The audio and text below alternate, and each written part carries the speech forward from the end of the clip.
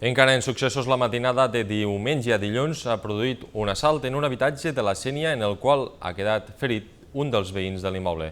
Els fets han passat quan dos homes de nacionalitat espanyola han entrat al domicili i han retingut els dos habitants, una mare i el seu fill, amenaçant-los amb una arma blanca. Segons sembla, volien aconseguir la recaptació del bar que regenten. Després de 2 hores i davant la intervenció policial, els han deixat anar, però els assaltants s'han atrinxerat a l'immoble. Quan han arribat els Mossos, s'han lliurat i han quedat detinguts. El veí de l'immoble ha estat traslladat a l'Hospital Verge de la Cinta de Tortosa amb diverses ferides d'arma blanca. I el cap de setmana ha deixat 2 accidents amb ferits greus a les carreteres del territori.